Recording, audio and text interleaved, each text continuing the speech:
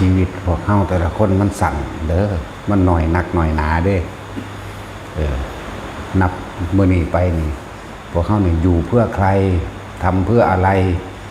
ถามของมึงดีๆนี่เด้อหรือสิไล่มาตั้งแต่เริ่มต้นที่จำความใดผมก็ได้เฮาเกิดมาเฮ็ดหยังเกิดมาทำเพื่อใครทำเพื่ออะไรอีกอยู่เพื่อใครทำเพื่ออะไรอีกเนาะชีวิตนี่สั่นแต่ว่ากะถ้าผู้ใดเข้าใจลึกซึ้งโดยธรรมะคำสอนพระเจ้าก็เรียกว่าบ่ได้เสียศาสตร์เกิดดอกแต่ว่าต้องเข้าใจนำเด้บ่แม่นเด้ว่าสำเนาทะเบียนบ้านพุทธศาสนาแต่ว่ายังมีความเชื่อถือไปอย่างอื่นว่าชีวิตนี่มีผู้ดลบันดาลหมายถึงว่าขึ้นอยู่กับเทพเจ้าบ่หรือขึ้นอยู่กับคนอวยพรหรือคนสาปแช่งบ่หรือขึ้นอยู่กับผู้อื่นขึ้นอยู่กับพระอินทร์พระพรหมบ่อันนี้ก็ยังบ้านในแมนคำว่าพบธรรมพบทางพ้นทุกข์เด้แต่มันยังว่าเสียเวลาหรือเสียศาสตร์การเกิดอยู่เด้ถึงแม้จะอยู่ทำกลางศาสนาพุทธศาสนาหรือแม้ว่าสิมาจังหันจังเพศหรือเข้าวัดใส่บาตรเข้าวัดหรือมาฟังธรรมมั่งแต่ว่ายังมีความเสื่อไปอย่างอื่นอยู่นี่บ่ท่านได้เอื่นว่าพบทางธรรมพบหนทางอันแท้จริงเด้บ่ท่านได้เห็นพระพุทธเจ้าแท้เด้นั่นและยังเสื่อเลิกงามยามดีเสื่อดวงดาวเสื่อหมอดูเสื่อยังละราศีเห็นป่ะราศี12ราศีมีนราศีเมษราศีนั่นราศีนี่อยู่นี่พระท่านนี่เข้าถึงคำว่าพุทธศาสนาเด้อนั่นแล้วต้องบอกว่าถามตัวเองดีๆพวกเฮาละขาดจากสิ่งนี้ได้หรือยังละขาดจากการสวดมนต์ขอร้องอ้อนวอนหรืออธิษฐานขอพรจากสิ่งศักดิ์สิทธิ์ทั้งหลายให้ดลบันดาล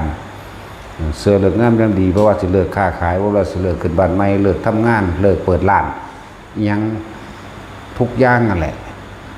ละขาดออกหรือยัง เสื้อวันเกิดเมื่อนั้นเป็นแบบนั้นเกิดเมื่อนี้เป็นแบบนี้เกิดวันจันทร์เป็นแบบนั้นเกิดวันจันทร์เป็นคนขี่สอตอแหลเกิดวันข้างเป็นคนแข็งคนกล้าเกิดวันพุธเป็นคนแบบนี้เกิดวันพฤหัสเป็นวันคู่บ่แม่นบ่เกี่ยวกันเลยเข้าใจว่าล่ะเสื้อเลิกงามยามดีเสื้อดวงดาวพุทธเจ้าเพิ่นก็บ่เว้าไว้เด็ดขาดดาวบนฟ้าจะมาเกี่ยวอะไรกับชะตาชีวิตคนบนดินยิ่งเข้าว่าชาติของคนบนดินที่เกิดมาแหละชะตากันแปลว่าเกิดได้ชาติเข้าใจว่าล่ะสั่นแหละบ่ได้เกี่ยวกันเลยเราต้องเข้าใจอย่างลึกซึ้งได้ว่าสัตว์โลกเป็นไปตามการกระทำของตนโดยจิตเจตนาเป็นผู้ตั้งใจเป็นใหญ่ใจเป็นประธานบ่ได้ขึ้นอยู่กับสิ่งอื่นขึ้นอยู่กับใจของทุกอย่างร่วมอยู่ที่จิตที่ใจร่วมอยู่ที่การคิดนึกของเฮานี่เอง คนเฮาบ่ได้จนเพราะว่ามีคนสาปแช่งบ่ได้รวยเพราะว่ามีคนให้พรดอกเข้าใจว่าล่ะบ่ได้ขึ้นอยู่กับสิ่งนี้จึงบอกว่าถ้าผู้ใดพบหนทางธรรมอันเป็นหนทางพ้นทุกข์แล้วรู้แม้นบ่ทันบรรลุก็สร้างแต่ก็ไม่ไกลจากบอกและการกระทำนี่ละความเชื่อต่างๆออกเหลือแต่ความจริงแม้นมันสิละบ่ทันใดๆเข้าใจว่านี่แม้นมันสิบ่ทันบรรลุหยังแต่ว่านั้นเรียกว่าอย่างเราก็เป็นสัมมาทิฏฐิจักว่าฮู้ว่าทำบาปเป็นบาปแน่ผลอันเกิดจากการกระทำของตัวเองเนี่ยเฮ็ดให้เฮาทุกข์ยากหรือลำบากหรือเก็บไข้ได้ป่วยหรืออายุสั้นพันตายมานี่รู้ว่ากูเป็นคนมาฆ่าสัตว์กูได้ป่วยนี่รู้ไม่ใช่ก็ล่ะผู้นั้นผู้นี้คือว่าตายแต่ยังหน่อยอายุยังหน่อยบ่ซ้อนสมควรตายดอกกระบวนการกระทำในศาสตร์ปัจจุบันนี่ก็ได้ดอกมักรังแกมักข่มเหงมักกินเหล้าเมายาหรือยังนั่นแหละคือการกระทำของเขาเองมันบ่ล่ะจังซั่นบ่มีผู้ใดโดนบันดาลดอกตัวเอง จังว่า ชีวิตถึงแม้ว่ามันจะน้อยแต่ว่าก็ไม่ได้เสียชาติเกิดหรอกถ้าพบหนทางแห่งธรรมหนทางแห่งธรรมคือความจริงของชีวิตว่าสัตว์โลกเป็นไปตามกรรมการกระทำของตนนั่นแหละเป็นผู้กำหนดผลของมันการกระทำของตนเป็นเหตุผลออกมาดีหรือร้ายก็เกิดขึ้นอยู่กับการกระทำของเขาเองโดยจิตเจตนาคือการคิดสะก้อนการกระทำทั้งกายและว่าจะจึงตามมาเมื่อภายหลังดอกนะและง่ายทุกคนเด้อเยเกกิพุทธังสนังคตาเสนี่นาเตคมิสันติอปายะภูมิงปหายะมนุสังเทหังเทวกายังปริปุเรศสันตติบุคคลทั้งหลายเหล่าใดถือเอาแล้วถึงแล้วซึ่งพระพุทธพระธรรมพระสงฆ์เมื่อเขาแตกกายทำลายขันธ์บุคคลทั้งหลายเหล่านั้นย่อมเป็นผู้ห่างไกลจากอบายภูมิปหานะห่างไกลหรือตายขาดอย่าขาดจากอบายภูมิมีมนุษย์และเทวดาเป็นทางไปเท่านั้นอีกเด้คือบริษัทจำกัดนั่นแหละมีเทวดาและมนุษย์เป็นทางไปเท่านั้นเพราะเขาเชื่อตามความเป็นจริงอยู่แล้วเขาเห็นตามความเป็นจริงกระทำไปตามความจริงก็เชื่อตามความเป็นจริงคือว่าแต่ของเหตุเองได้รับผลแบบนั้นบุคคลทั้งนี้แต่พลิกมาทางมุ่งมั่นในการฝึกหัดปฏิบัติตนเองบ่เร็วบ่ซาเด้ก็สัมมาทิฏฐิคือความเห็นถูกต้องตามความเป็นจริงเห็นความจริงเห็นตามความเป็นจริงได้แล้วมันเวลามันว่างจิตมันก็ว่างได้ง่ายมันสิบ่มีการขอร้องอ่อนวอนอีหยังว่าให้ผู้นั้นผู้นี้มาดลบันดาลให้เจ้าของประสบความสำเร็จในมรรคผลนิพพานจากบ่ล่ะอะไรอ่ะบ่เคยขอร้องว่าผู้ใดมาดลบันดาลให้เข้าสมาธิได้ให้ได้ฌานให้ฮู้นั่นเห็นนี่ให้ละสังโยชน์3 5 7 10ได้เด้มีแต่รู้ลึกเข้ามาในตะของเองนี่เด้สั้นแล้ว แต่คนที่มีความตามความจริงเหมือนหญิงคนหนึ่งเป็นคนสื่ออะไรถ้ำแล้วตายพระเจ้ายมบาลถามถ้าเจ้าเกิดมาเนี่ยเคยทำบุญบอกนี่คือความจริงอย่างไรที่ทำได้จังใดเป็นคนถูกคนยากบางมือหาอยู่ให้กินเมื่อไรก็เป็นหลักหมักทั่วเขามั่งเป็นหลักหมักแตงเขามั่งคือเป็นหลักของเขาพยานบาปรู้ยุว่าบาปแต่ว่าดูความหิวก็แค่เอามากินอิ่มหลวงพ่อไม่ได้ไปขายกันแต่เคยขาสัตว์ขาตลอดเลยอันใดที่กินได้เห็ดนี่ไหมจะเคยทำบุญแบบถามว่ามีจักยางเรียกว่าล่ะแปลกประหลาดว่าล่ะเสื่อมันตามข้อเป็นจริงที่ผลของผู้ขาดตกลงมาในโลกนรกอันนี้ก็เพราะว่าความทุกข์ยากจนแต่ผู้ขาดเสื่อความเป็นจริงของผู้ขาดอยู่หรอกโดยความหิวบีบบังคับในกระทำการลักมันบางครั้งก็โกหกแต่ว่าท่านในผู้ใดถึงขันแต่ว่า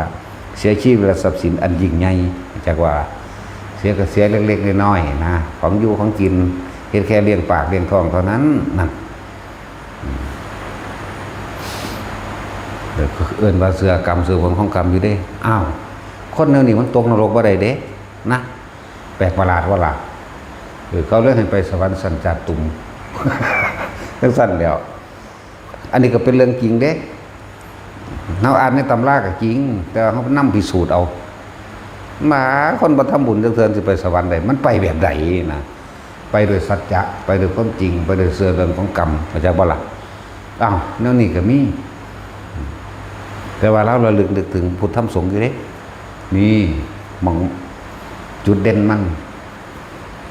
จะมียังเป็นที่พึ่งที่ระลึกบอกว่าท่านจบดอกอันเดินเขาสอบสวน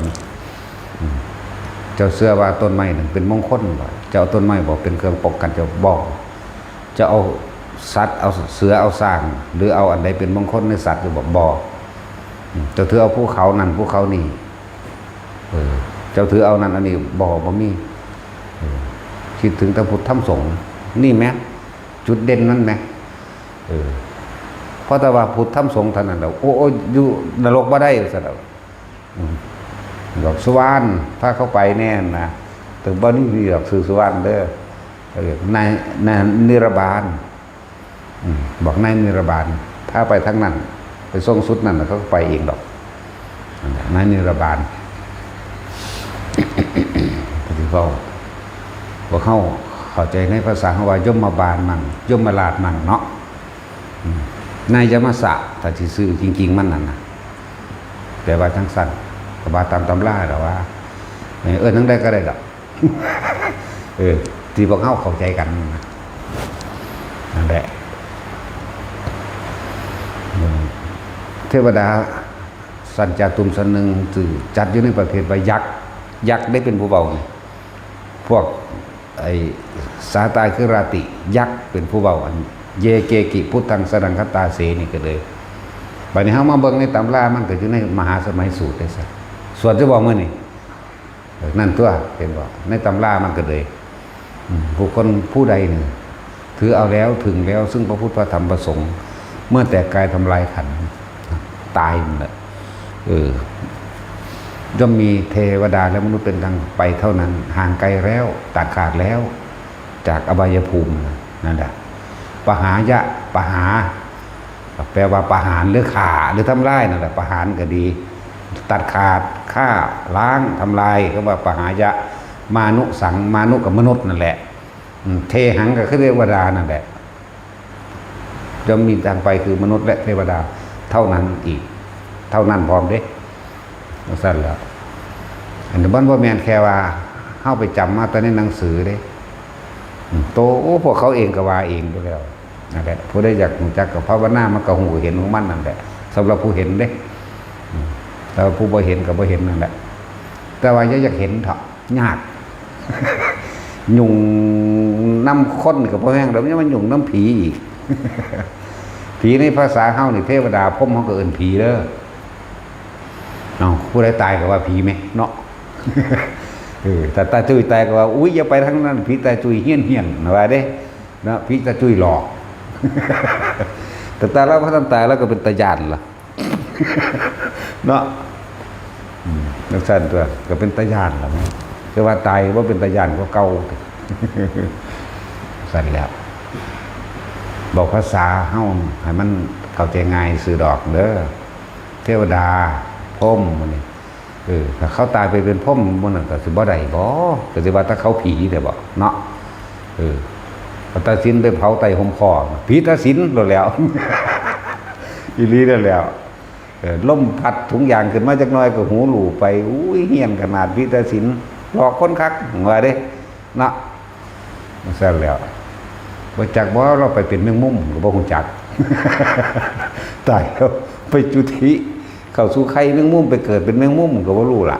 เนาะได้ลืมได้อันสมมุติว่ามันเป็นปากน้ำสางเด้อตาสินเจ้าเด้อ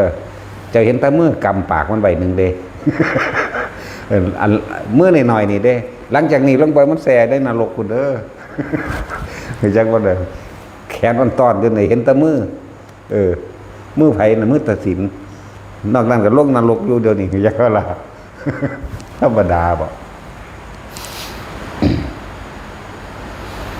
แต่พวกเข้าต้องทำความเข้าใจให้มันรู้แจ้งเห็นจริงตามความเป็นจริง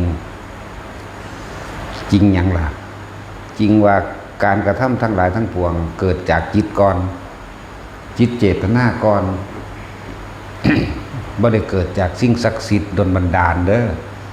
อคำว่ากรรมที่สมบูรณ์แบบที่สุดก็คือจิตเจตนานั่นแหละใจนั่นแหละตัวนี้ ให้ทุกคนละออกหรือทำความเข้าใจจนว่าหมดความสงสัยในตนเองกูยังเสือผีสันปุตานั่นอยู่บ่กูยังเสือสันลักบ้านว่าเขาโดนบันดาลปกป้องคุ้มครองอยู่บ่กูยังเสือผีอยู่หันผีอยู่นี่อยู่บ่ผีฟ้าผีแถนผียังก็แล้วแต่ผีหมอลำเนาะ แต่แม่นอีลีนแหละเอามาล่ำคือเศร้าหัวได้เขาไม่ได้เกี่ยวกันไม่จะตอบให้ดอกแน่จังสันวันนี้รถจักรยานล้มไข่ซอนขวัญ เสื้ออยู่บ่แต่จังสั้นแล้วให้ทำความรู้แกงจนว่ามันหายสงสัยว่ามันเป็นไปบ่ได้มันบ่มีจักอะไรเรื่องทั้งเบิดแม้กระทั่งว่าขอให้พระอินทร์พระพรหมมาซอยคุณสิไปว่าหยังกับเรื่องต่ำๆเนาะเรื่องนาคเรื่องงูนะเขาหังเสยเลยแล้วสิไปซอยยังไผได้งูคักๆไหมก็คิดให้มันละเอียดรอบคอบตัวคือเรื่องพญานาคดลบันดาลนั่นนี่หรือพญานาคปกปักรักษาคุ้มครองบางหันบางนี้แม่นบ่กับพระธาตุลมมันปล่อยลมเห็นหยังสั่นแม่นบ่ล่ะก็ในตำราเคยเขียนว่าพญานาคตะกี้มันมีอยู่12ตนเด้เขาจัดได้ตำรามันเนาะจัดมาให้ดูแล้วพระธาตุพนมมันลมเทอที่2ตัวพศ2518นั่นนะว่าสั่นมันคือบ่พากันสุกไว้ลมเทอที่1มันบ่พศ500กว่านั่นเด้ลมเทอที่1บูรณะขึ้นใหม่ก็คนได้เฮ็ดมั้ยมาลมเทอที่2นักแน่ก็ว่า218นั่นเด้สั่นจังซั่นก็คือบ่พากันสุกไว้ก็คือคิดให้มันรอบคอบมั้ยมันปล่อยให้หกให้เหือเฮ็ดหยังซั่นเนาะสมัยหลวงปู่มั่นหลวงปู่เสาไปมันก็กองเอาเหาะแล้วเด้นั่นวิชากรล่ะกองเอาเหาะแล้วพูนจังอันนั่นแหละจังมีแสงนั่นร้อยข้ามโขงไปร้อยข้ามโขงมาซื่อๆดอกเพิ่นจังว่าพิจารณาของเพิ่นเองจังฮู้อ๋ออันนี้คือพระธาตุเนี่ยจังซั่นตัวแต่ยังมาคิดคักเริ่มต้นเดิมที่ตั้งเขาแต่งงานตำราแทรกซ้อนเข้ามาตะพระมหากัสสปะพระมหากัสสปะพระอานนท์พระกัจจยนะมื้อนี้แล้วก็พระอีกยังอีกละที่มีชื่อเสียงในสมัยตะกี้นั้นมาเฮ็ดคล้ายกันขึ้นเป็นรูปโอคว่ำนั่นบ่ล่ะบ่ได้แหลมๆแบบนี้เด้มันจักโอบ่มันกินหน้ามันบินเข้าปากอยู่หลายมันน้อยพอแหนะเป็นรูปโอคว่ำสูงกว่าท่วมหัวเงี้ยมือพระมหากัสสปะแต่ว่าตะกี้กับคนสูงคนใหญ่อยู่ท่วมหัวเงี้ยมือหนึ่งดอกนั่นแหละเป็นทั้งสั้นบัดนี้ก็ตำรากับแทรกเข้ามาแต่งแทรกเข้ามาว่าจัดพญานาค12ตนซื้อไว้จังสั่นจังสี่มาดูแลรักษาเวลาเครื่องใหม่มันขึ้นคือว่าพากันดึงออกไงคิดเอาคักๆไหมเห็นป่ะสันเครื่องใหม่ขึ้น6เงื่อนั่นนี่ฝนตกมาขี่ไข่น้ำขึ้นมันก็คือว่าพากันถูเนาะหาน้ำยาเป็ดมาล้างเอาว่าใดบ่ทั้งสั่นแล้วต่อมากับผู้ต้มตอนนั้นกันย่าคู่พ่นพักเมกตัวย่าคู่หยอดแก้วได้เป็นผู้มาบูรณะขึ้นข้างนั่งกันเลยนั่นแหละย่าคู่พักเมกมาผู้หยอดแก้วผู้มาเห็ดบูรณะขึ้นตั้งมามีหลวงปู่หมันหลวงปู่เสาเฮานี่ไทยบ้านไทยเมืองมาพากันจัดแต่งนั่นนี่ขึ้นตั้งมาบูรณะพระเจ้าแผ่นดินได้ล่ะเป็นผู้มาบูรณะบัดพศ2518พระเจ้าแผ่นดินรัชกาลที่9เฮา1เด้คือบ่เห็นพญานาคเอาค้นนี่ได้มาค้นปูนคงเลงอยู่หั่นตะกี้รถโม่ว่าในมีเด้อค้นเด้ปูนมีแล้วปูนตาเสือเอาแล้วจังซั่นแหละคิดเบิ่งมองนั้นมีนั่นมองนี้มีนี่แล้วความเป็นจริงเฮาเห็นโตมันจังเถื่อหรือยังเขาปั้นไว้นะเบามันเป็นศิลปะสวยงามซื่อเด่นนะอยากว่าล่ะโตจริงๆมันก็งูนั่นแหละพวกงูเห่างูสิงงูรักเสือกเป็นแต่ละชนิดไปเด้เหมือนถ้ามีมันก็มาขาเห่าตัวป่านนี่เนาะถึงได้เกือบซุมือเอาโลดส่วนตาสินต้มกินซุมือได้ล่ะกระดาษใบพูดแล้วอุ้ยตัวนี้ลอกหนังก็แล้วตาสินเฮากินหน้าเฮาก็อยู่มองมันสำเร็จล่ะเนาะ6เบิดเอาโลดจังแม่นอีหยังอันเอาไปพากันเฮ็ดตัวทีประแดนพระธรรมคำสอนเลยบ่ได้ถูกแพร่กระจายออกไปพอคิวหันกับพากันหาเฮ็ดนั่นก็สั่นหาเงินไปเลยเด้นั่นบ่ล่ะคนที่ว่าพุทธศาสนาเลยบ่ได้เข้าใจธรรมะอีหยังสร้างนาคให้มันได้บุญแม่มึงบ่มีแต่มึงสิไปเป็นงูจักบ่ล่ะ ใจมันไปเกี่ยวไปผูกไปพันอยากว่าล่ะใจมันไปข่มเด้โอ้ยเห็ดจังได๋เนาะสิได้ปูนเห็ดหรือว่าเห็ดเก็ดมันก็แห้งบ่แห้งแล้วเนาะเอาหยังนอมาเห็ดตาเห็ดไล่นั่นไล่นี่สร้างนั่นสร้างนี่ความคิดจินตนาการของพวกแก้วน่ะจิตแล้วก็มโนคือนึกภาพจินตนาการไปย่อมเกิดอารมณ์ความพอใจในหันหรือบ่พอใจในหันเด้นั่นได้พบมันเกิดส่วนมากว่าไปเป็นงูเด้นั่นแหละ คนเสื้อขนาดผู้ใดปลุกผู้ใดเอิ้นมาหาได้มาจังสิบ่ได้ใส่รถบาท สิพระอยู่นี่แหละขี่ไปบิณฑบาตเนาะตาสินก็สิได้พักงานแน่เลยเว้ยบ่ได้ดื่นดึกลูกเช้ามาขับรถไปบิณฑบาตมื้อใดก็สิปลุกเอานาคนั่นแหละไปบิณฑบาตเฮารถ สั่นซะแต่นั่งวันน่ะมันเป็นสื่อของงูคือซื้อดอกสักทีโมเมนต์แบบนั้นเด้อมันมีฤทธิ์อยู่ดอกเฉพาะตัวพญาบ่ได้ปฏิเสธว่าบ่มีแต่บ่อาจสามารถที่สิดลบันดาลให้อิหยังไผได้แต่ว่าล่ะแต่สมัยพุทธกาลก็แปลงมาบวชตะกี้บวชง่ายๆได้บวชตัวโตๆก็ได้เด้ภิกษุองค์หนึ่งเดินไปเห็นนาคมีความศรัทธามาขอบวชเพิ่นก็บวชให้โดดเด้บวชก็นำมากกับมันหลงลืมสติที่นอนอึ้งลึงเต็มห้องในอันนั่นแหละหลงลืมสติมันคือลางเด้มันมีฤทธิ์อยู่ดอกหรือมันมีแต่ว่าบ่เฮ็ดให้ผู้ใดร่ำรวยได้บ่ปกปักผู้ใดได้ดอกนั่นแหละจังซั่นแหละนี่ให้ทุกคนคิดหาเหตุผลพิจารณาแบบให้มันสิ้นสงสัยเลยว่ากูก็บ่เคยเห็นจังแต่กูก็คือเชื่อคักแท้นะมันก็ไปหาซื้ออ่างน้ำมันมีอันเขาเฮ็ดเป็นน้ำพุน้ำพุงน้ำหยังมาเสียบปลั๊กเสียบไฟใส่เอาลูกแก้วมาใส่มันสิอึดอยากหยังอยู่มุกดาหารนี่ลูกแก้วมั้ยตลาดมันมีอยู่มั้ย เห็นว่าหลักถ้าได้อ่างนั้น 2,900 3,000 มั่งใหญ่ขึ้นก็แพงไปเป็นหมื่นเป็นแสนก็มีเด้ธรรมดาบ่เปลืองไฟตึงวันขึ้นตัวพวกแก้วเสียบไฟลงไปเนาะแล้วก็ใส่ออกซิเจนหรือว่าเฮ็ดเป็นน้ำพุน้ำพุ่งสีนั่นสีนี่อย่างนั้นแหละ นั่นแหละถามตัวเองว่าตัวเองละความเชื่อถือทั้งหลายแล้วนี่ออกได้หรือยังเทวดาอินทร์พรหมทั้งหลายดลบันดาลนั้นนี่ให้ได้อยู่บ่ครับพวกเฮาเคยทำบุญทำทานยังใส่คำชื่อว่าบุญทานมาแล้วขอนั่นขอนี่ได้อยู่บ่แต่มันขอได้คนบ่เฮ็ดงานเด้เนาะคิดเบิ่งดีๆนะไปหยังแต่มันขอได้คนบ่ทำงานแล้วก็บ่ส่งลูกเรียนอีกเป็นนางขอเอาแมงน้ำห่มไม้นั่นห่มไม้นี่หรือเขาว่าขอบ่ได้ไปแม่เนาะสิเสกยังผู้ใดๆมันบ่แม่นกันมันบ่เป็นความจริงหรือแม้กระทั่งพวกเสื้อไสยศาสตร์มนต์ดำจังซี่ถ้ามันเป็นยิงแก้วก็บ่สั่งนิวเคลียร์มาฆ่ากันเด้แต่เขาก็บ่จ้างทหารอีกผู้จ้างแต่หมอไสยศาสตร์นี่แหละเอาผู้เดียวโลดเนาะรู้ไสก็มีได้บาดจริงๆมันมีอยู่ทั่วโลกเด้แนวปิดบังความเป็นจริงของคนไว้นี่เนาะพูดกูรู้อย่างแน่อยู่ต่างประเทศก็มีคือกันเด้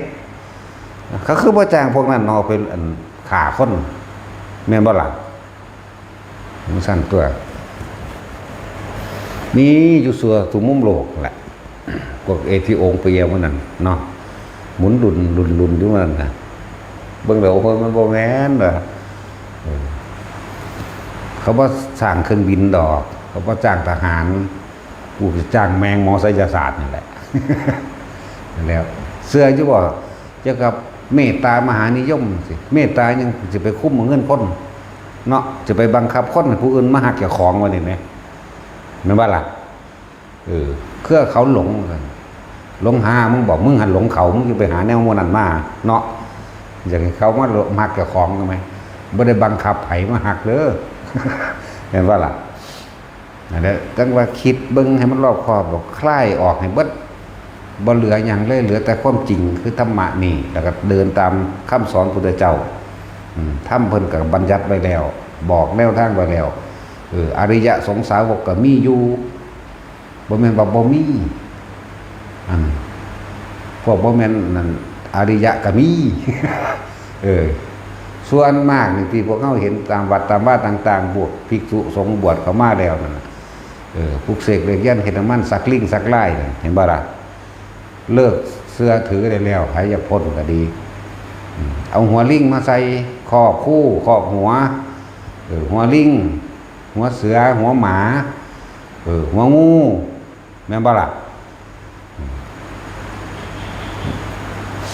ยังอีกแน่แหละ เยอะแยะจักแม่นยังแล้วเดี๋ยวเฮ็ดแล้วก็ไปทำงานอยู่เด้ล่ะเนาะพวก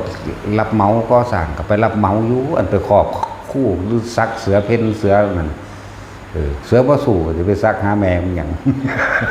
มันมีแต่เพ่นอย่างเดียวไงเนาะตาสินเสือหัวขาดว่านั่น มีเบิดโลดไปซักนั่นไปซักนี่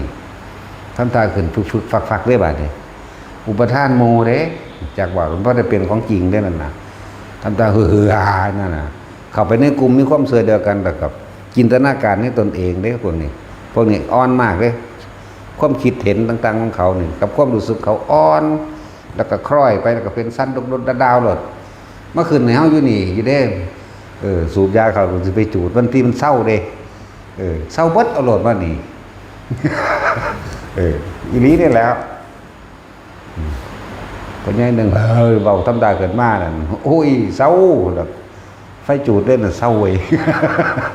จูดอีหลีได้ล่ะผมว่าได้จูดเล่นเด้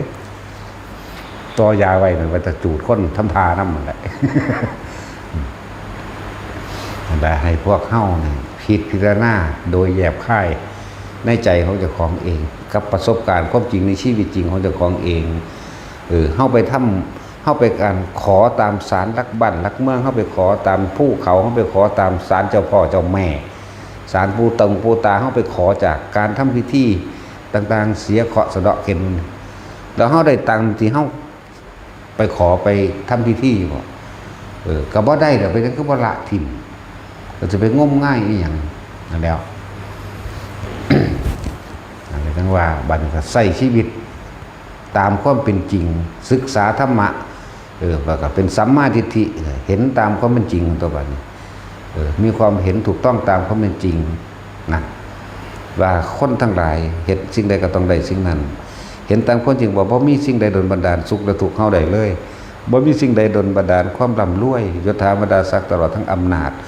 บ่มีผู้ใดดลบันดาลให้เฮาเป็นคู่ได้ดอกเป็นทหารยศนั่นนี่หรือเป็นตำรวจหรือเป็นพญาบาลสิ่งทั้งหลายย่อมเกิดแก่เหตุแต่เจ้าบ่เรียนหนังสือแล้วเจ้าสิไปเข้าได้บ่โรงเรียนในลอยนั่นแม่นบ่ล่ะบางพวกว่าจบปริญญาแล้วเขาว่าศิลปศาสตร์มันดำก็ยังปัญญาอ่อนเสือเขาอยู่เด้โอ้ยแนวมื้อนี้ก็ยังถิ่มบ่ได้เห็นบ่คาถาหมากินความคิดว่าเด้กินความคิดพอความคิดแม่มึงหั่นแล้วเนาะ ไปกินความคิดมึงหั่นแล้วจังแล้ว แล้วก็สิ่งทั้งหลายแล้วนี่คนเสือหลายได้เนาะแนวเร็วๆนี่พอตะเบาเรื่องเร็วๆเรื่องความบดีของผู้อื่นเสือกันปั๊บให้รู้ไว้เลยว่าเจ้าของสั่งสมแต่สิ่งเร็วเป็นทุนเดิมพอตะเบาแนวบดีขึ้นมาปุ๊บเสือคล้อยตามกันเลยแต่คนถึงถ้ำแล้วเข้าใจในถ้ำแล้วบ่มีความเสือเรื่องนี้กันแล้วกันนั่นแหละเหตุผลความจริงมันสิถูกคัดง้างไว้เด้สำหรับคนที่มีถ้ำเข้าใจบ่เนี่ยคนถึงถ้ำเขาบอกมาแบบนี้ปุ๊บมันสลัดออกเด้มันเป็นของมันเองดอกส่วนคนปัญญาอ่อนไสยศาสตร์มันเป็นของคนพวกปัญญาอ่อนอยู่แล้วเนาะวัตถุเว้ายังมาคอยตามก็ตามให้เหตุผลนํกันเด้ให้เหตุผลไปนํกันเป็นอันเดียวกันอลอดเด้จังซั่นแหละนั่นคือว่าพวกเขาจะเสียศาสตร์เกิดเด้อเกิดมาพบพุทธศาสนาแล้วเข้าถึงถ้ำให้ได้เข้าถึงความจริงเข้าถึงแก่นความจริงให้ได้บ่บรรลุหยังกะสร้างเดินตามทางของพุทธธรรมสงฆ์ที่สอนไว้เดินตามถ้ำนี่นะ เป็นสมาธิที่แล้วบ่โดนบ่น่านดอกไหวมันจะเข้าคือคายของเขตโสดาบันพุ่นแล้วถ้าเข้าตัวนี้แล้วจักว่าล่ะมีมนุษย์และเทวดากลับมาเป็นมนุษย์อีกก็ต่อเลยแต่เป็นเทวดาก็ต่อทั้งเทวดาอีกก็ได้เด้ล่ะบ่แม่นว่าเบิดอายุโดยตั้งหรือสิมาเกิดเป็นมนุษย์หรือลงนรกอย่างเดียวดอกแต่เฮามีทุนเดิมไว้แล้วนะเทวดาเกิดเป็นเทวดาชั้นต่อไปมีไหมไม่มีเรื่องสิบ่มีสั่นก็แต่ว่าหน่อยน้อยก็มีด้วยล่ะถึงน้อยก็หนึ่งอยู่ไหมเนาะนั่นแหละทำความเห็นของเจ้าของแต่คนเลิกออกจากความเชื่อกับความจริงมันก็ละอย่างเด้หาความจริงมาเบิ่งดูคือเว้าเรื่องพญานาคว่านั้นได้เห็นโตมันจักเทื่ออยู่เนาะเห็นแตะงูหลายโพดดอกดูลายมันขาดกูเท่าก็ดีจักเป็นยังจังมักกูแท้แต่เป็นตะกี้มึงส่วนตัดสินปิดมาเฮาแล้วมันมีตะบักใหญ่ไหมแจ้งมากับสีแขกซ้ำแขนไปเด้เต็มปิดอยู่ได้เนาะตัดสินเผาขูดเก็ดดีๆตัดเป็นท่อนแต่กับผ้านักถูกเป๊ะมันจะบานออกเด้เนาะต้มใส่มะขามใบขามกระคักยำหนังปลุดเบ้ยแสบพวกงูน้อยๆแน่ๆก้อยกินบาดนี้ทุบดูมุนๆโดยฝักก้อยเด้แต่ว่าเป็นก้อยดิบก้อยสุกก้อยพญานาค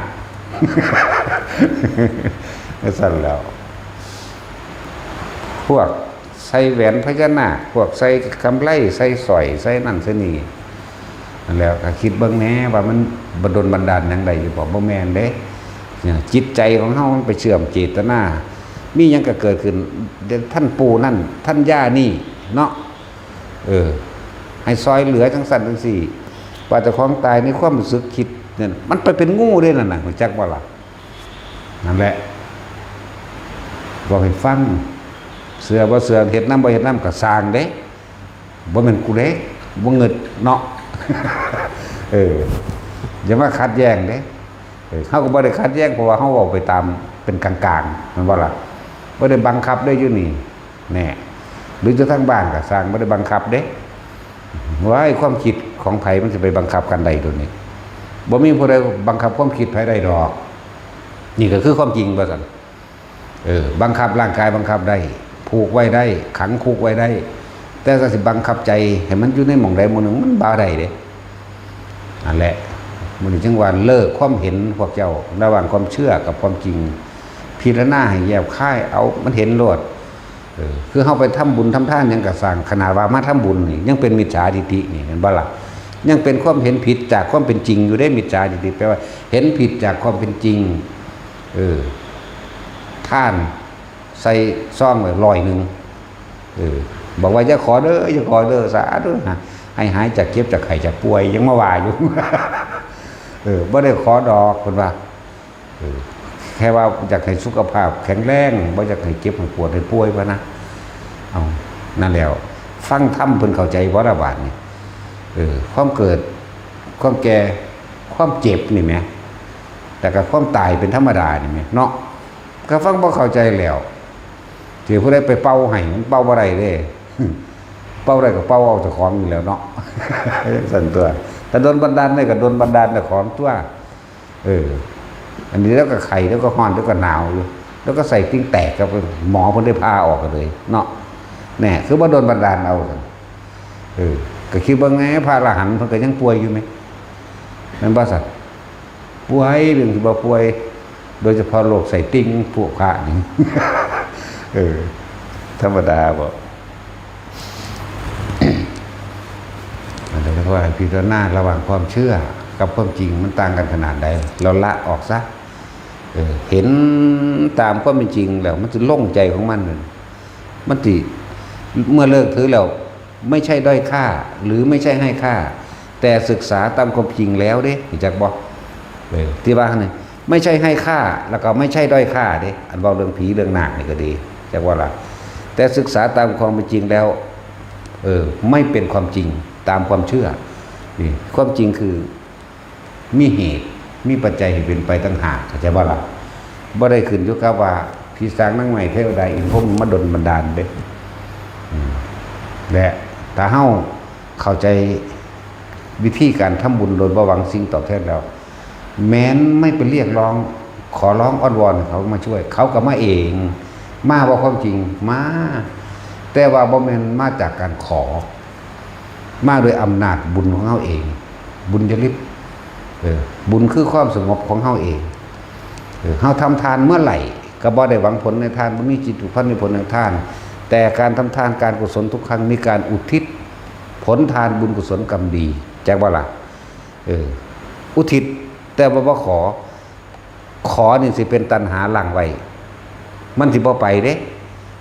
แค่ว่าพวกเจ้าทำสิ่งหนึ่งเพื่อแลกสิ่งหนึ่งนั่นเด้แล้วทำทานเพิ่มทุกข์ทำบุญเพิ่มบาปท่านเพิ่มทุกข์เพราะว่ามันอยากได้ใส่คำว่าซื้อว่าบุญแต่ว่าเพิ่มบาปเราร้อนและกังวลว่าอยากได้นั่นนี่เป็นนั่นนี่เห็นบ่ล่ะนั่นแหละความหมายของคำว่าทำทานเพิ่มทุกข์ทำบุญเพิ่มบาปนั่นอยู่ในธรรมการศาสนาคักๆแต่ว่าพวกเจ้ายังมีความเสื่ออย่างอื่นอยู่ก็ว่าได้แม่นเด้บ่ท่านได้เปลี่ยนจากมิจฉาทิฏฐิอีเด้นั่นน่ะยิ่งไปพ่อพวกอันภิกษุนักบวชไปทำผ้าทำพิธี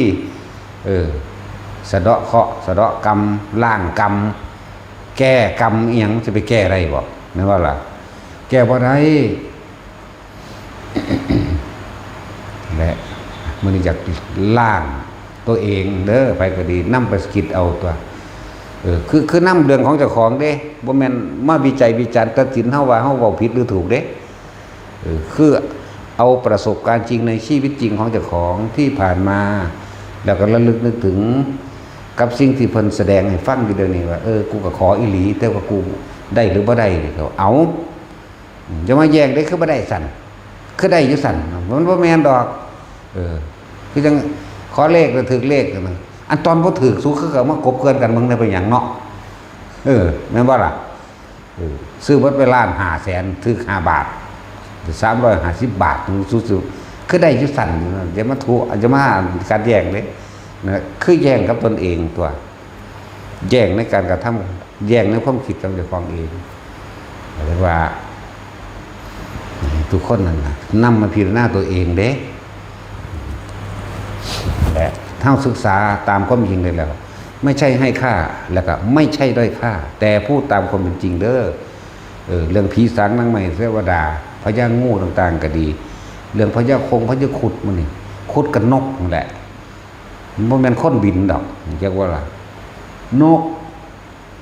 คุมลาบแซ่บเนาะตัดสินเฮาลาบกินแมงบ่ได้ถ้ามันมีหรือบ้ามันขี้ได้ผู้เดียวเนาะขี้ตะเฮาเนาะบ่คือนาคสนางก็ขี้ได้หลายองค์เด้อนี่มึงเห็นใหญ่ๆยาวๆเด้อกูสิพากับพระกูว่าเลยไปเฮากันเนี่ย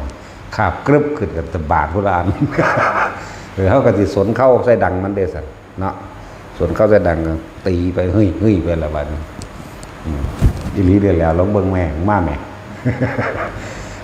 เว้ามันนี่ก็โดนคักแล้วได้แล้วบ่เห็นจักเทื่อแต่น้ำรับน้ำโขงซั่นสิเห็นตะน้ำหมุนวิวนาครวดโอ้ยหลวงพ่อโบขึ้นมาจักเทื่อเนี่ยเนาะบ่มีแต่พอลิบๆแลบๆอุบๆอิบๆไปสู่ปลาซิ่วก็บ่ได้นั่นว่าล่ะปลาซิ่วยังพอเห็นโตน่ะตึกสะดุกได้ยังมาหมกอยู่เด้ถึงสั่นเด้อเลิกความเห็นอันเป็นความเชื่อแต่ให้พิจารณาตามความเป็นจริงทุกคนสิพ้นได้ง่ายๆถ้าเฮามีเฉพาะพุทธธรรมสงฆ์อย่างเดียวนี่อยากบ่ล่ะตั้งธรรมคือความจริงของมาพิจารณากับประสบการณ์จริงในชีวิตจริงธรรมแปลว่าความจริงในชีวิตของเองนั่นแหละระหว่างความจริงกับความเชื่อพิจารณาจนว่าแยกออกได้แล้วก็เดินตามคำสอนของพระพุทธเจ้าธรรมอันใดที่เพิ่นสั่งสอนแสดงไว้แล้วบัญญัติไว้แล้วก็เฮ็ดไปตามนั้นสงฆ์ก็คือเจ้าของนั่นล่ะบาดนี้จักว่าล่ะสงเคราะห์ตัวเองตัวแล้วคืออยากให้ทุกคนนำมาพิจารณาตัวเองเด้ออันนี้พิจารณาจนว่าเห็นตามความเป็นจริงได้แล้วว่าบ่แม่น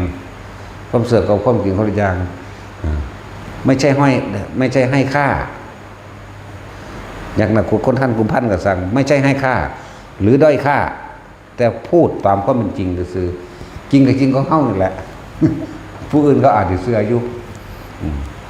เสื้อกับเสื้อตัวทางแล้วบ่แม่นเฮาไหมเนาะนั่นแล้ว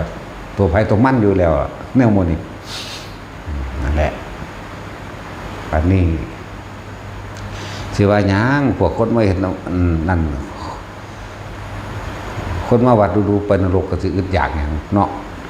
เห็นหยังกะโลกโยอยากเอามันว่าแต่จิตใจโลภปึ้งขึ้นเห็นหยังกัน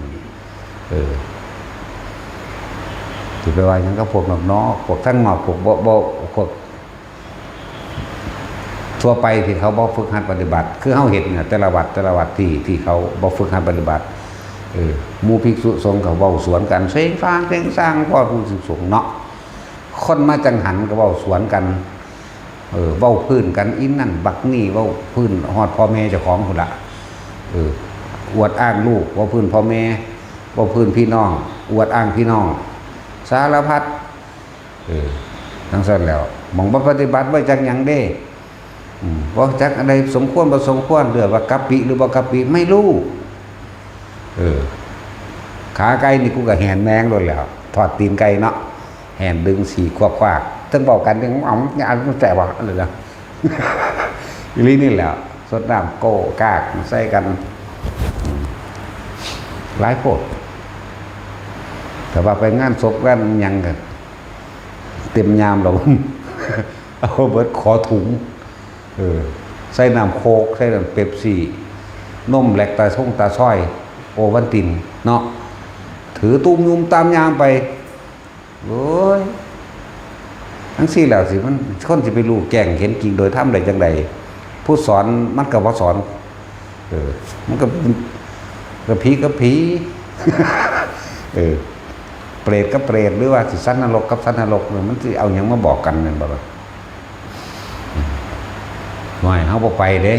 งานศพได้กระสร้างมีเหล่าที่หนึ่งเลยนี่บอกไปอยู่แล้วมีเหล่ามีขาสัตว์มีเหรียญการพนันเฮาบ่เอาของที่ล้ำค่าไปแลกกับของสิ่งแค่นั้นเด้เฮาชีวิตแลกมาได้ธรรมะที่เฮาได้รู้แก่งจริงๆโดยตัวของเองอยู่แล้วสิไปเฮ็ดเอาใจคนโอ้ยคนพวกนั้นมันเป็นคนตารางนึงได้ล่ะ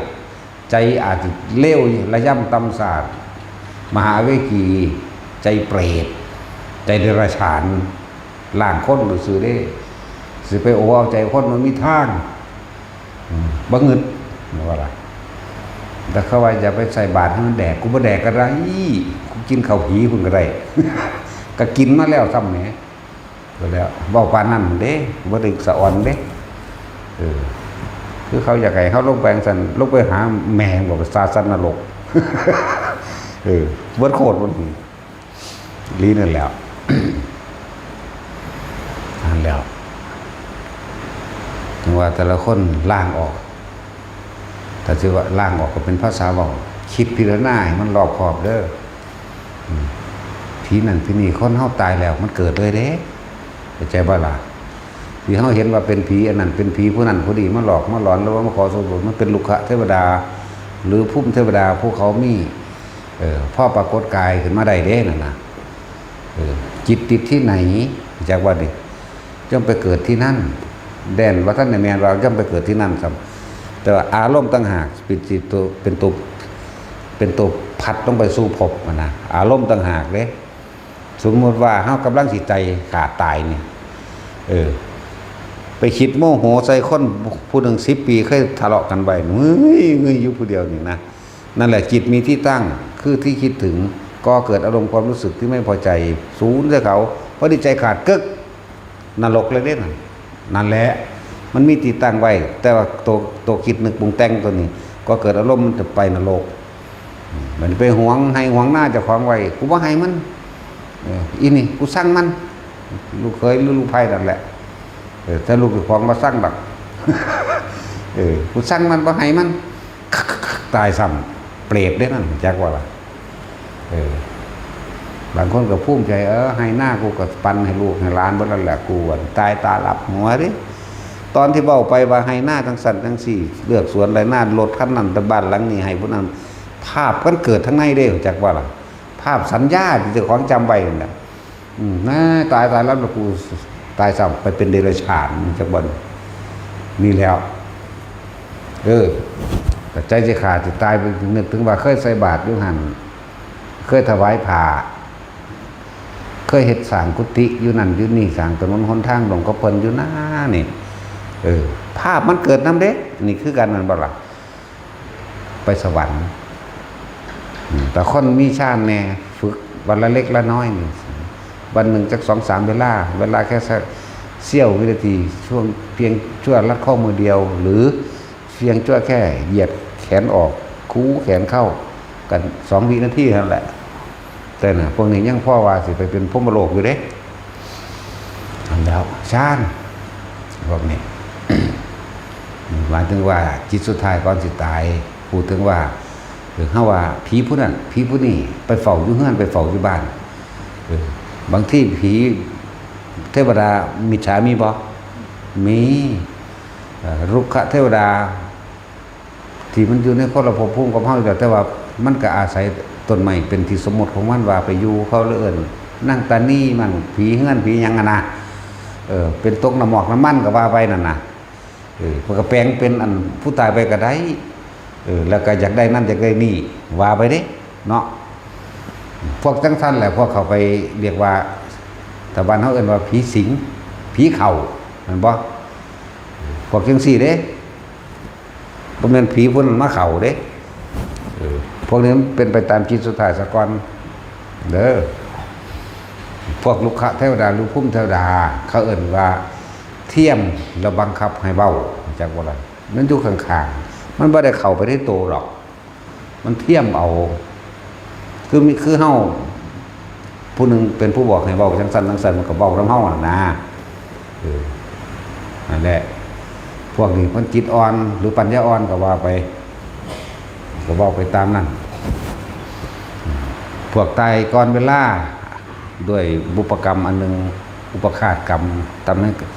คือว่าคนผู้ที่60 ปีสิตายแต่ว่าอุปฆาตกรรมมันแล่นมาถึง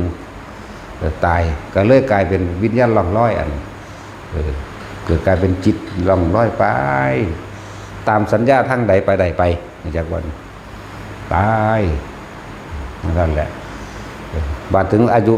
ตายจริงจังสิบาดถึงอายุตายจริงปุ๊บจังสิไปอีกแบบนึงเด้บ่คือคนฝึกหัดภาวนาได้บาดแม้นว่าจะถึงอายุ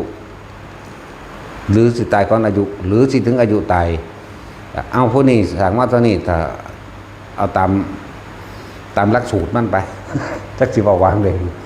พวกนี้สิตายอายุ50 ปีมันสิเบิดเด้อนี่แต่ว่าคนพวกนี้ปฏิบัติธรรมมาเรื่อยยืนก็มีดุจดังว่าวัฒนกุมารสิตายภายใน7 มื้อเด้พวกนี้เคยบวชเป็นฤาษีนำกันกับหมู่นี่แต่ว่าพวกนี้ศึกจากฤาษีมาเอาเมียพุทธศาสนาก็เกิดแล้วเพิ่นได้ลูกน้อยเนาะเพิ่นจะเอาไปอวดหมู่เพิ่นคืออยากให้ฤาษีอวยพรว่าอายุวโนสุขังพลังเนาะอุ้มเข้าไปเขาก็บ่ว่าไปหาองค์ใดก็บ่ว่าคือบ่ว่าแบบนี้ให้นะเขาก็สิรู้ในญาณเขานั่นแหละ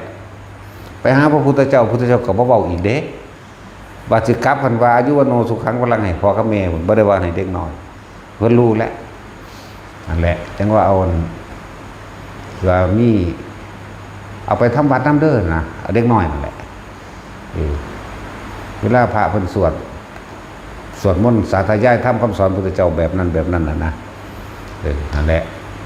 มื้อสุดท้ายพระพุทธเจ้าจังมาแสดงธรรมอันมือมันสิเบิดอายุในมื้อนั้นอันเป็นอุปฆาตกรรมคือยักษ์ซีนี่สิมาเอาแม่นบ่ล่ะมันเข้ามาในวงล้อมหมู่ภิกษุสงฆ์บ่ได้เอาบ่ได้ก็เลยอายุยืนเลยเป็น120 ปีบัดสิขึ้นเมื่อพระพุทธเจ้าจังบอกว่าอายุวันโนสุขังพลัง7 ปีก็บวชแล้วก็บรรลุธรรมมีอายุยืนถึง120 ปีพุ่นน่ะวัฒนกุมารจังซั่นแหละคือเขาปฏิบัติธรรมเหมือนบัดนี้สามเณรลูกศิษย์ภาษาลิบุตรอีกองค์หนึ่งเนาะวันนี้เจ้าสิตายเด้สิ7 มื้อนี่นะตายกูบ่ย่านแล้ว ก็เดินทางไประหว่างกลางทางกับไปเอาปลาจากน้ำแห้งไปปล่อยสนั่นมั่งกุ้งหอยปูปลาเก็บไปปล่อยน่ะเบิดแล้วเดินทางไปปลดเอาพ่อเอาแม่แน่ฮอดมือที่เก็ดเอากูคือบ่ตายก็ได้เดินทางกลับมาก็ต้องสั้นแล้วนี่เราบ่ได้วันไหวเราได้หลานนี่ก็เลยจะคนสิบรรลุยังดอกผมคือบ่ตายโอ้มันเบาไม่เหรอเห็นปะฝากเกี่ยวกับในเว้นจะเอาโหสิกรรมให้เจ้าเดือดตัวตอนระหว่างทางจะเอาปลาไปปล่อยเป็นดอกแมนกุ้งหอยปูปลาเก็บไปเบิดตุ่มใส่ผ้าจีวรไปนั่นแล้วโอ้เขาเอาโหสิกรรมในตัวว่าสั่นแน่ทั้งสั้นแล้วในการทำนายจริงๆเราเริ่มอยากทำนายขนาดภาษาดิบุตรถึงพระไม่ผิดเนาะปฏิบัติธรรมเกิดบุญเกิดความสงบแล้วและอีกอย่างหนึ่งมันก็วันไหวกับความตายได้แต่คนเข้าใจธรรมชาติเกิดก็ต้องมีแก่มีเจ็บไข้ได้ป่วยมีพลาดพลาดจากซึ่งที่รักและสุดท้ายเขาต้องตายทุกคนเลยนั่นแล้วพวกเขาจะไปขอให้ผู้ขาอายุยืนเด้อว่าจะตั้งใดถึงถ้าอามาแล้วก็ยังถือดาเท่าเดิมอยู่อามาขาอายุยืนเด้อสั่นวากใส่รถแล้ววายพอตายตะโดนเราได้รถแล้วก็แล้วก็ไม่ได้ตายเลยแล้วก็ยืนอยู่คือเก่าเลยล่ะอามาก็เลย100 ปีแล้วอะกระดาษบอกให้เราตายเราก็ยัง100 ปีแล้วเนี่ยมันไม่ได้ขึ้นอยู่กับผู้ว่าเลยล่ะแล้วก็ทำบุญทำทานของเรามาตลอดตอนนี้จังใดมันก็พ้นดอกตายคือเก่าล่ะมาทำใจยอมรับซะจังสั่นตัวแต่คือเก่านั่นแหละธรรมชาติมันเป็นแบบนั้นไปสิพื้นใดเนาะนั่นแหละตามันเป็นของมันแบบนั้นบ่เป็นอย่างอื่นเลยเกิดแล้วต้องแก่ต้องเก็บต้องป่วยต้องพัดพลาดจากสิ่งที่รักเกิดแล้วต้องตายนี่คำว่าตาอยากว่าละไม่เป็นอย่างอื่นต้องเป็นอย่างนี้เท่านั้นนี่เดียวนี่แค่ความจริงนะเจ้าจะไปหาสะเดาะเคราะห์ทั้งใดเจ้าจะไปต่อชะตาให้อายุยืนมันทั้งใดแล้วถ้าพวกบ่มาฝึกหัดปฏิบัติหรือบ่เข้าถึงผู้เพิ่นแสดงความจริงจริงๆบ่รู้เด้บ่รู้จริงๆนั่นแหละอันนี้เฮากล้าเว้าเด้สะอ่อนหยังเด้นั่นแล้วย่านตั้งแต่คนโง่เด้อนี่บ่ได้ย่านคนด่าคนข่าเด้แม้กระทั่งผีด่าผีข่าเนาะข่าแน่กูอยากตายอยู่แล้วกูคันกินข้าวเนาะตาสินเมื่อใดก็อยากแล้วน้ำกินพวกชาวบ้านนี่เมื่อเจ้าของบ่พูดแต่ละมื้อตื่นขึ้นกินหยังข้าวกับหยางมื้อนี่แหละโอ้ยโดยอันปกติเขาว่า3ซั่นบ่แม่นพวกชาวบ้านนี่เป็น10เทื่อจักเป็นหยังเห็นหยังก็อยากเอาอยากมากินโลดเนาะอีดีนั่นแหล้วทั้งนู้นมันก็พิษเถียงกันเฮ้ยซื้อมาหยังจังซี่บัดถามเขาว่าจะเอาหยังกินแล้วแต่เอามาโลดแม่นบ่ล่ะอีดีนี่แหล้วเป็นตะนายมีหยังตัวถ้ากินทีเดียวนึงพวกก็ยังขี้คร้านอยู่คร้านกินนั่นแล้วพี่หน้าเบิ่งคักๆเด้อบ่มีสิ่งใดดลบันดาลหยังผู้ใดถูกใดรวยใดตัวเองทำเองล้วนๆฉะนั้นพยายามสั่งสมเอาไว้การสั่งสมบุญอันเกิดจากการในท่านก็จะหวังผลจะขอแต่เรื่องศีลหรือการรักษาศีลทุกคนสิลำบากใจโอ้ยเขาวัดพันใดดอกข่อยยากอันนั้นนี่ปล่อยว่างพันใดดอกข่อยยังอันนั้นนี่อยู่ถ้ามาฟังดีๆแล้วเรามาฝึกหัดเอาแล้วสิเข้าใจดอกศีลเฮาเอาตัวบริสุทธิ์มันเลยเฮาบ่จำเป็นต้องไปเจตนารักษาดอกเพราะว่าอย่างมันเฮ็ดยากสำหรับผู้ยังขายังหลักอยู่นั่นน่ะหลักก็ว่าหลักหลายดอกหลักของคงป้อนนั่นแหละของม่วงกระดันมันนั่นแหละทั้งเท่ากับหลักมะขามตะไคร้หัวจิ้งไข่ข่าขิงเกลือบ่หลากหลายดอกเอาพอได้กินสั่นแล้วถ้าเข้าใจดีแล้วในขณะใดที่เฮามาฝึกทรงชาติเจริญชาติศูนย์ร่วมของความบริสุทธิ์ทั้งเบิดขึ้นลมหายใจเฮาเองนี่แหมกล้าก็จะไม่มีกลัวก็จะไม่มีสิ่งอันตรายใดๆอันเกิดจากมนุษย์และอมนุษย์ทั้งหลายแม้กรรมเก่าก็ไม่อาจสามารถที่จะให้ผลได้ในขณะนั้นนี่ไหมอาจารย์ว่านี่คื คือลมหายใจเข้าออกนี่ขณะใดครู่ใดที่เรามีสตินึกถึงลมหายใจเข้าออกมีความรู้สึกอยู่ในกายเย็นเข้าเย็นออกนี่ผู้ฝึกขั้นต้นแรกก็ฮู้จักแล้วว่าเย็นเข้าเย็นออกนี่ผู้ไปขั้น2แล้วก็รู้สึกว่าอยู่ในฐานที่ตั้งแห่งจิตคือเอาอาการปิติมาร่วมไว้ณจุดใดจุดหนึ่งฐานที่ตั้งแห่งจิตที่เขาเอามาตั้งไว้ตรงระหว่างกลางคิ้วหรือหน้าผากเขาเองนี่แหละว่าฐานที่ตั้งแห่งจิตเพื่อให้จิตตั้งมั่นว่าสมาธิจิตตั้งมั่นต้องมีฐานที่ตั้งเด้แล้วนะว่านิ่มๆน่วงๆอยู่ได้นี่แหละแค่นี้ศีลบริสุทธิ์ปัจจุบันนี่เอานี่ใน24ชั่วโมงเนี่ยมึงบริสุทธิ์จาก21ชั่วโมงกว่าแต่ว่าบริสุทธิ์อยู่มือเดียวอยู่ใน5นาทีก็ได้1นาทีก็ดีถ้าเฮาบ่มาฝึกสะสมไว้ย่ำใดมันสิไปปล่อยว่างได้โดนี่ว่าล่ะและอีกอย่างหนึ่งมันก็บ่แม่นว่าตอนเฮานอนหลับเฮาก็บ่ไปฆ่าไผดอก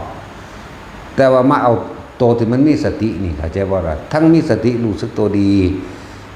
แล้วก็ศีลเป็นโดยบ่ได้ตั้งใจกับตอนนอนหลับองค์แห่งการกระทำผิดศีลในผิดศีล5นี่ก็ที่จะขาดหรือทำให้การผิดศีลบริบูรณ์แล้วเนี่ยทุกว่าเรื่องขอขาสัตว์นี่มันบอกรู้ว่าสัตว์นั้นมีชีวิตอยู่จิตเจตนาตัวเองตั้งใจนี่พยายามฆ่าแล้วก็ฆ่าให้ตายแล้วก็มั่นใจว่าตายพี่เด้มันยังแมนจากบ่ล่ะมั่นใจว่าตายไปเด้มันยังผิดจากบ่ล่ะยังสั้นตัวอันคายุคากินก็เฮ็ดไปเถอะมันเป็นเรื่องสังสารวัฏกรรมบางอย่างเขาก็บ่อาจสามารถแยกแยะมันได้หรอกเฮ็ดไปสักก่อนแต่ว่าที่สิแก้ได้คือมันอยู่กับลมหายใจจักว่าสอนซุมื้ออ่านเรื่องทรงชาติเจริญชาติบอกซุมื้อหมู่ม่านทั้งหลายบ่อาจสามารถทำอันตรายเราได้เด้จักว่า1อยู่ในจุดอุณาโลมนี่เป็นเรื่องทรงชาติหรือบางคนก็อยู่กับลมหายใจม่วนๆอยู่ในนี่นึงเด้บางคนก็เป็นขีดได้เด้บ่แม่นขีดแบบช็อกขีดบ่แม่นขีดแบบนั้นเด้เป็นความรู้สึกสิเป็นวนอยู่ในระหว่างหน้าผากนี่กับลมหายใจนี่นะรู้สึกว่าเย็นกับไปในกระดูกอ่อนดังเฮานี่นะขึ้นมานี่แหละมันก็ร่วมกันเป็นหนึ่งแล้วนี่ในขณะนั้นศีลบริสุทธิ์แล้วในขณะนั้นเรียกว่าจิตตั้งมั่นแล้วในขณะนั้นเป็นฌานที่1หรือที่2ไปแล้วปัจจุบันนี้ในขณะนั้นนะแม้นว่าหมู่ม่านทั้งหลายสิมาการแก่งเข้าไม่ได้เรียกว่าผลแห่งสมาบัติมันจะออกมารักษาว่าหนึ่งของเองนั่นแหละคุมได้เป็นงาไม้หักลงมาซื้อหัวกระซังมีการเพลินไปทั้งไม้สิว่ายังแม่อุบัติเหตุรถชนกันเปี้ยงกักๆเนี่ยเป็นตลอดคนบ่เป็นนี่ล่ะทั้งสั้นแล้วนี่แหละบอกขนาดนั้นอาจารย์คนบ่เฮ็ดหาแต่แล้วมาล่อหาแต่แล้วมาอ่านเนาะหาแต่อานิสงส์มาของแถมตัวแท้ๆมันเอาตัวจิตตั้งมั่นไปเด้ตัวแท้ๆมันนะโตจากให้เห็นความคิดเรื่องจิตตั้งมั่นสมาธิแปลว่าจิตตั้งมั่นต้องมีฐานที่ตั้งแห่งการตั้งและตั้งไว้นี้มันจังสิเห็นว่าทุกเกิดขึ้นจากความคิดจากว่าล่ะคิดไปคิดมามาฝึกเอาสักพักเบาทั้งเบิดเบาได้อยู่ดอกแต่ว่าสิคนที่ประสบเป็นเองนั่นลึกซึ้งที่สุดอยู่แล้วพอวันใดความรู้สึกจากว่ามันเข้าถึงความรู้สึกกับของใดอันส่วนการอธิบายไปบางคนก็บ่เข้าใจบางคนก็เข้าใจอยู่เข้าใจซื่อๆแต่ว่าท่านได้เข้าความจริงนั่นแหละที่บอกว่าความรู้จำกับความรู้จริงต่างกันมากจะว่าล่ะแต่ว่าถ้าเป็นจริงแล้วปุ๊บความรู้จำกับความรู้จริงเลยเป็นอันเดียวกันได้มันบ่ทันสิเว้าได้บ่ก็เอาความจริงนี่เด้จำมาเว้าของเฮาแต่ว่าคนที่บ่ทันได้ความจริงบ่ได้ถึงความรู้สึกนั้นแล้วเอาไปเว้าได้ก็บ่ได้บ่ถูกก็แล้วกันน่ะผู้นึงมันเอาความรู้สึกออกได้ผู้นึงมันบ่มีแต่คาดคะเนเอามันบ่ล่ะดนเดาไปคิดว่าน่าจะนี่เห็นบ่มีแต่ความน่าจะเป็นแบบนั้นแบบนี้ก็เว้าไปตามเจ้าของ ใส่ตันกะของตัวของเองสรุปเอาตัวของเองสรุปจากความเห็นเด้ไม่ใช่ความจริงกันว่าแต่ว่าทุกคนมาฝึกเอาบันทั้งเบิดที่เขาฝึกได้แล้วก็เอาไว้ใส่เวลาตายแหละพอทุกคนต้องตายเบิดอยู่นี่ที่ทำนายแม่นที่สุดคือทุกคนเกิดมานี่ตายเบิดตั้งแต่หมาก็ตายบ่ว่าแต่คนเนาะตายเท่ากันเบิดขนาดโลกนี้เกิดโลกนี้ก็ต้องตายเด้ใจว่าหลานโลกนี้ก็ต้องแตกสลายทำลายเด้พูนในอีกหลายแสนปีหมดละมันก็ยืนกว่ากันดวงอาทิตย์เกิดขึ้น7 ดวงคนมันใหม่บึบเด้มันบ่ได้แตกตูมเด้มันใหม่บึบแล้วมันเหี่ยวลงเหลือน้อยๆแล้วเป็นก้อนแข็งๆโคโลก้อนเดียวคือเก่าได้บ่เนี่ยสัตว์เดรัจฉานบ่มีพวกตกนรกตกไปเลยเปรตไปเลยอยากว่าล่ะได้กำไรไปเลยกำไรนรก พวกเป็นเทวดาได้กำไรทั้งเทวดาได้เป็นเทวดาไปเลยนั่นเลยว่ากำไร จะพลาดไปแล้วกันหน้าอีกล้านกว่าปียังได้ภาษีสิมาเนี่ยระยะไปอีกแสนกว่าปีบัดนี้จากภาษีก่อนล้านกว่าปีแสนกว่าปีโลกเทคโนโลยีของคนมันขากันเด้ต้นไม้กับแห่งมันมีพวกอยู่ในดินคิดว่าสิรอดถ้าได้บุพวกไปเฮ็ดบ้านเมืองอยู่ในดินน่ะสิไปอยู่ดาวอื่นบ่มีทางก็แล้วกันนาจังซั่นแล้วแต่อยู่นี่ก็พรไปแห้งแล้วสิไปอยู่หม้องอื่นไปได้ของก็ใช้ทรัพยากรในโลกอันนี้ร่วมกันนี่เด้นั่นแหละดวงอาทิตย์ขึ้น1ขึ้น2ขึ้น3ขึ้น4ขึ้น5ขึ้น6ขึ้น7ใหม่เขาเลยเอาดิคือไฟใหม่ทุกอย่างไหมจอดเขาหน่อยลงไหมเห็นบ่ล่ะก็เลยเป็นก้อนดำๆขลอล่ะเหมือนกับทั่วไปเนี่ยโลกนี้ก็ต้องตายเห็นบ่ภาษาอย่างคนชีวิตอายุสั้นๆนึงเนาะแต่ทุกคนได้พบพระธรรมแล้วบ่เสียชาติเกิดดอกเข้าใจบ่ล่ะนั่นแหละเอาสมทาน